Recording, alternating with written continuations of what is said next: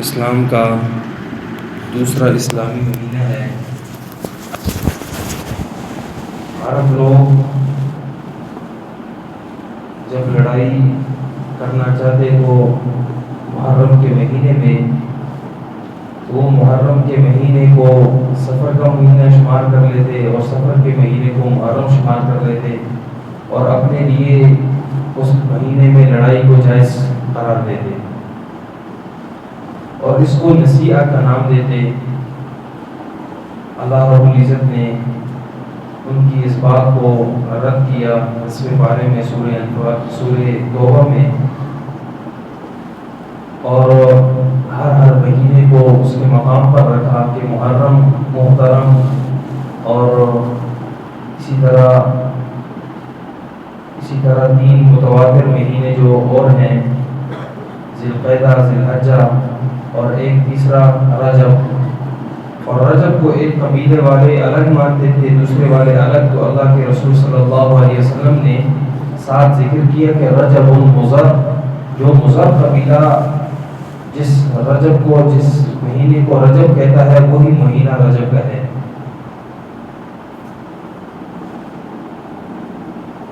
ہمارے لیے چند اعمال ہر مہینے میں تخصیصات کے ساتھ نہیں ہے۔ مثلا ہر حکم اپنی تخصیص کے ساتھ تو ہے، لیکن ہر ایک عمل ہر ایک تخصیص کے ساتھ نہیں ہے۔ نماز اپنے وقت پر ہے، زکوٰۃ اس کا ایک وقت ہے کہ سال پورا ہو جائے، خواہ کوئی بھی مہینہ ہو واجب ہے، حج کے مہینے مقرر ہیں، رمضان کا مہینہ مقرر ہے، لیکن یہ وہ اعمال ہیں کہ جو اعمال اللہ رب العزت کی طرف سے بطور احکامات فرض اور ایک خاص تخصیص کے ساتھ ہیں۔ باقی کوئی ایسا عمل جس کے لیے تخصیص آپ صلی اللہ علیہ وسلم کی حدیث میں ہمیں نہ ملے، اس کے لیے خامخواہ ایک خاص وقت کا تلاش کرنا، یہ دین اسلام اسے ٹھیک نہیں سمجھتا۔ جو تخصیصات آپ صلی اللہ علیہ وسلم سے وارد ہیں ان کو تو اپنے مقام پر رکھ کر عبادت کریں گے، اس طرح شوال کے روزے ہیں، اسی طرح ہر سوموار کا آپ صلی اللہ علیہ وسلم نے روزہ رکھا، ایام 20 کے روزے رکھے، اسی طرح عاشورہ کا روزہ رکھا۔ یہ وہ اعمال ہیں جن کی تخصیصات شارع علیہ السلام سے وارد ہیں۔ چند وہ تخصیصات ہیں جنہیں ہم نے خود اپنے لیے خاص کیا ہے کہ ان خاص مواقع پر ہم یہ کام کریں گے۔ در حقیقت یہ اسلام میں زیادتی والے کام ہیں۔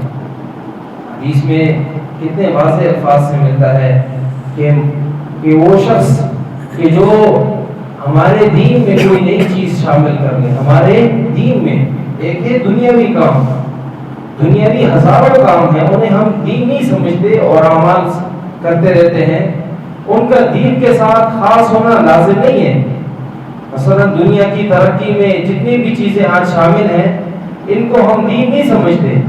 اور نہ ہی ان کے چلانے کو ہم ثواب سمجھتے ہیں، اور ان کے بغیر ہم کہیں کہ دین ہی ناقص ہے۔ لیکن چند ایسے اعمال ہیں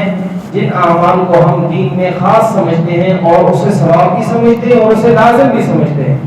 حتیٰ کہ بعض حضرات کی طرف سے فرض نماز کا وہ درجہ نہیں ہے جتنی ان بدعات کا ہے۔ بدعات پر اتنے زیادہ لڑنا، اتنے زیادہ جھگڑنا، اتنا زیادہ اپنی توانائیاں صرف کرنا، اتنا وہ نہ نماز پہ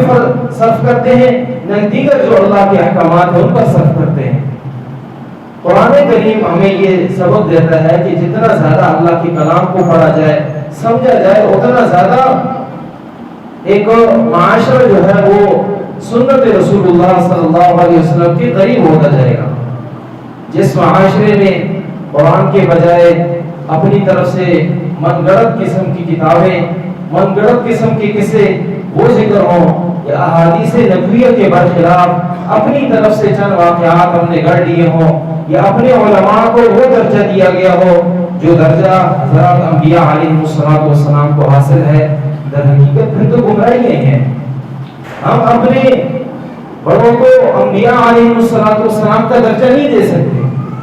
بڑے لوگ گزرے ہیں، حضرت شاہ ولی اللہ رحمہ اللہ، اسی طرح بڑے بڑے اکابر گزرے ہیں، لیکن ان اکابر کی بات کو ماننا تب ہی ممکن ہے ہمارے لیے کہ وہ آپ صلی اللہ علیہ وسلم کے حکم پر عمل کرتے ہوں اور ان کی ساری زندگی سنت رسول اللہ صلی اللہ علیہ وسلم پر گزری ہو، ساتھ یہ شرط بھی ہے کہ ان کے یہ حکم وہ رسول اللہ صلی اللہ علیہ وسلم کے حکم سے ٹکراتا نہ ہو۔ یہ شرائط ہے کسی بھی چیز کی قبولیت کے لیے، لیکن بعد کے حضرات اور پھر ان میں جو چیز رسول اللہ صلی اللہ علیہ وسلم کی زندگی کے ساتھ ٹکراتی بھی ہو، محبت کے نام پر ہو، کسی بھی نام پر ہو، لیکن در حقیقت وہ ہمارے لیے دین نہیں بن سکتا۔ قرآن کریم ایسی کتاب ہے، اگر انسان اسے سمجھ کر فہم حاصل کر کے پڑھے ہدایت ملتی ہے۔ کیسے حضرت عمر فاروق رضی اللہ عنہ ہیں، کیسے یعنی نبی علیہ السلام کے مقابلے میں کتنے زیادہ جری تھے، سخت جری تھے، حتیٰ کہ اسلام لانے کا واقعہ بھی جرأت کے ساتھ تھا، جرأت کے ساتھ تھا کہ میں آپ صلی اللہ علیہ وسلم کو قتل کرنے جا رہا ہوں، نعوذ باللہ، یعنی اتنی جرأت والے تھے۔ لیکن قرآن کی چند آیتوں کا جب ان کے سامنے تذکرہ ہوا تو فوراً جو ہے وہ جو پہلے والا معاملہ تھا وہ ختم کر گئے اور ایک نئے معاملے کے ساتھ آپ صلی اللہ علیہ وسلم کے پاس آئے، اور وہ آیتیں قرآن کریم کی طٰہٰ مَا أَنزَلْنَا عَلَيْكَ الْقُرْآنَ لِتَشْقَىٰ، اسی طرح حضرت جبیر بن مطعم، اسی طرح دیگر صحابہ، جبیر بن مطعم غالباً انہوں نے جب سورۃ نور کی تلاوت سنی تو اسلام لے آئے۔ نجاشی بادشاہ اس کے سامنے جب سورۃ طٰہٰ پڑھی گئی تو وہ اسلام لے آیا۔ یعنی اتنی زیادہ ہیبت والا یہ کلام ہے کہ صرف اور صرف اس کی فہم کی ضرورت ہے کہ انسان جتنا فہم اس کا حاصل کر لے۔ قرآن کریم اللہ رب العزت فرماتے ہیں ما انزلنا علیک القرآن لتشقیٰ، اے نبی ہم نے آپ پر یہ قرآن کریم نہیں اتارا کہ آپ مشقت میں پڑ جائیں، الا تذکرۃ لمن یخشیٰ، یہ تو صرف اور صرف نصیحت ہے اس شخص کے لیے کہ جو ڈرتا ہے، جس کے دل میں اللہ ہے، جس کے دل میں اللہ رب العزت کی ہیبت، جلال اور اس کی جملہ صفات ہے، وہ شخص جو ہے فوراً اس کے تذکرے کو، اس کی نصیحت کو فوراً قبول کر لیتا ہے۔ تنزیلا ممن خلق الارض والسماوات العلی، یہ اس ذات کی طرف سے نازل کردہ ہے جس ذات نے آسمان اور زمین، بلند و بالا آسمان اور زمین کو جس نے پیدا کیا۔ الرحمن علی العرش استوى، وہ رحمان ذات ہے، وہ ذات ہے جو انتہائی مہربان ذات ہے، اس کی مہربانی اتنی عام ہے کہ کفار کو بھی اللہ نے رزق دیا ہے۔ کوئی بھی بندہ اپنے دشمن کو رزق نہیں دیتا، اپنے باغی کو رزق نہیں دیتا، لیکن اللہ کی مہربانی اتنی زیادہ عام ہے کہ اللہ نے اپنے باغی بندوں کو بھی رزق دیا ہے، ان کے لیے بھی دنیا کی فراوانی کر دی ہے۔ یہ انسان جو ہے ذرا سا انسان سوچے تو دیکھے اللہ کتنی عظیم ذات ہے، یہ اس کی صفت رحمان ہی کی وجہ سے کہ جس کو اللہ نے اتنا زیادہ عام کیا ہے کہ کفار کو اللہ رب العزت مال و دولت دے رہے ہیں اور ہر طرح سے فراوانی انہیں مل رہی ہے۔ اور رحیم صفت خاص ہے مومنین کے ساتھ کہ وہ اللہ صرف ہی مومنوں پر رحم کرنے والا ہے، رحم کافروں پر نہیں ہے، لیکن مہربان البتہ کافروں پر بھی ہے کہ انہیں بھی رزق دیا ہے۔ لہو ما فی السماوات و ما فی الارض، اسی کا ہے جو کچھ آسمانوں اور جو کچھ زمین میں ہے اور جو کچھ اس کے درمیان میں ہے، وما تحت الثری، اور جو کچھ گیلی مٹی کے نیچے ہے، تحت الثری کے نیچے ہے، یہ سب کچھ اسی کا ہے۔ اب لہو ما فی السماوات میں اللہ تخصیص کر رہے ہیں کہ بندے کے پاس کچھ بھی نہیں ہے، جو کچھ بھی ہے یہ اللہ ہی کا ہے۔ لہو ما فی السماوات، آسمان و زمین میں جو کچھ بھی ہے یہ سارا کا سارا اللہ ہی کا ہے۔ وَإِن تَجْهَرْ بِالْقَوْلِ، اور اگر آپ اونچی بات سے بات کریں، فَإِنَّهُ يَعْلَمُ السِّرَّ وَأَخْفَى، وہ تو پوشیدہ باتوں کو بھی جانتا ہے اور پوشیدہ تر باتوں کو بھی جانتا ہے۔ ایک ہے انسان پوشیدہ باتیں کر لے کسی دوسرے ساتھی کے ساتھ، ایک یہ بات ہے، اور ایک یہ کہ مخفی رکھ لے اپنے دل ہی میں۔ اللہ تو ہر بات سے واقف ہے، کمی ہمارے اندر صرف یہ ہے کہ ہم نے اللہ کو وما قدر اللہ حق قدری، ہم نے اللہ کی اس طرح قدر نہیں کی جس طرح اللہ کی قدر کرنے کا طریقہ تھا۔ خود دو مقام میں اللہ رب العزت نے فرمایا وما قدر اللہ حق قدری، لوگوں نے اللہ کو نہیں پہچانا جس طرح کہ اللہ کے پہچاننے کا حق ہے۔ کتنی زیادہ ہمارے اندر کمی ہے، نہ ہماری نماز سنت رسول اللہ صلی اللہ علیہ وسلم کے موافق ہے، پڑھتے ہیں تو بڑی بہت حضرات چلو شد و مت سے پڑھتے ہیں، بڑی ہیبت کے ساتھ اور اللہ کے گھر کو آباد کرنے والے، لیکن اکثر احباب اللہ کی مسجدوں سے غیر آباد ہے، اللہ کی مسجدوں کو انہوں نے آباد ہی نہیں کیا۔ تو یہ ہمارے اندر کتنی کمیاں ہیں، ان کمیوں کو تبھی دور کیا جا سکتا ہے کہ جب انسان اللہ رب العزت کے احکامات کے سامنے سر تسلیم کر لے، اپنے سر کو تسلیم کرتے ہوئے آگے بڑھے کہ اللہ میرے مسجدوں کو آباد کرنا ہے۔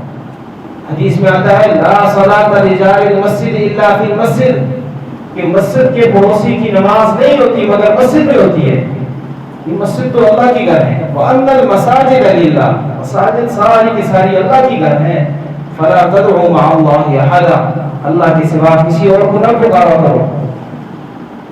تو یہ جو مسجدیں اللہ کی ہیں، گھر اللہ کے ہیں، میزبان اللہ ہے، صرف کمی ہمارے اندر ہے کہ ہم نے اپنے میزبان کی وہ قدر نہیں کی کہ جو وہ قدر ہماری کرنا چاہتا ہے۔ اب لوگ یہ بھی کہہ سکتے ہیں کہ دیکھیں ہم مسجدوں میں آتے ہیں، ساری زندگی ہو گئی ہماری مسجدوں میں آتے آتے، لیکن پھر بھی ہمارے وہ کام درست نہیں ہے، یعنی ہمارے آنے والے مرحلے ہم پر مصیبت آزمائش یہ گڑی لاتی ہیں۔ لیکن در حقیقت ایک مومن صحیح سمجھ سکتا ہے اس بات کو کہ دیکھیں اللہ کی طرف سے آزمائش یہ بھی میرے درجات کی بلندی کے لیے ہے۔ کوئی بھی چیز مجھے جو لائق ہے وہ اللہ رب العزت بہتر جانتے ہیں کہ میری آزمائش اس میں کتنی اچھی ہو رہی ہے۔ یہ نہیں ہے کہ انسان نماز پڑھ لے اور نماز کے بعد وہ فوراً فرشتہ بن جائے کہ بس جو ہے سارے اعمال اس کے درست ہو گئے ہیں،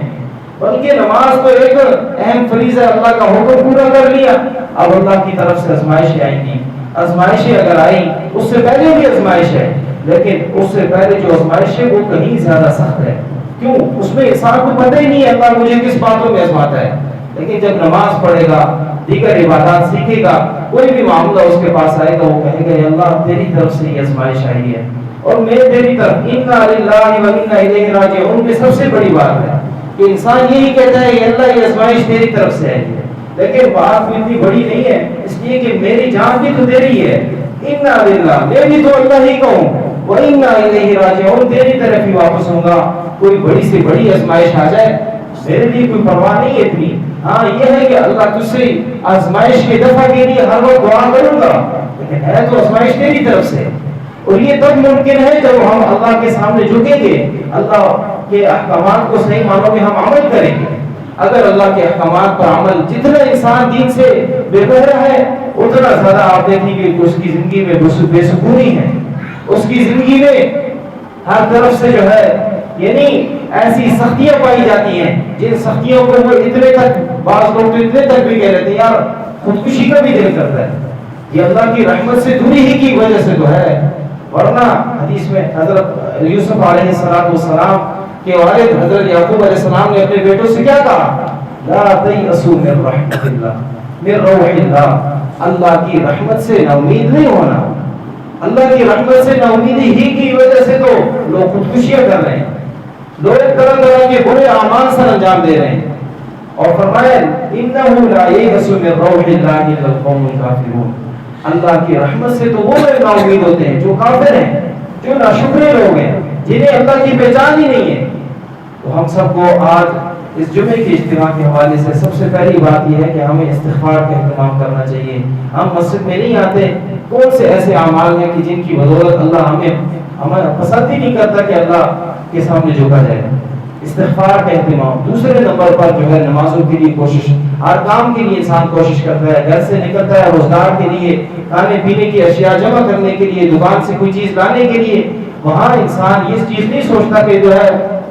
میں جاؤں گا پتہ نہیں وہاں ہوگا یا نہیں ہوگا، بلکہ وہاں تو یہی ہے کہ گھر سے اٹھ کھڑا ہوتا ہے، اٹھ کھڑا ہو کے پھر جو ہے ہر چیز مل جاتی ہے اسے۔ اسی طرح مسجد میں آنے کی طرف بھی انسان یہی ہمت کرے. دیکھیں یہ نہیں کہ جو ہے میں اٹھوں گا تو اٹھنے کی اللہ توفیق نہیں دے گا، بلکہ اٹھنا آپ کا کام ہے، پھر آگے اللہ توفیق دے دیں گے، مسجد تک آپ آ جائیں گے، اللہ کے سامنے جھک جائیں گے. اس پر انشاءاللہ عمل کریں گے نا. سارے حضرات کوشش کریں مسجدوں کو آباد کرنے کے لیے. اس لیے حدیث میں آتا ہے مسجدوں کو وہ لوگ آباد کرتے ہیں کہ جو عہد اللہ ہو، جو مسجد والے ہوں. اور دوسری یہ بات کہ مسجدوں کو جو شخص آباد کرتا ہے اللہ ان کے گھروں کو آباد کرتا ہے.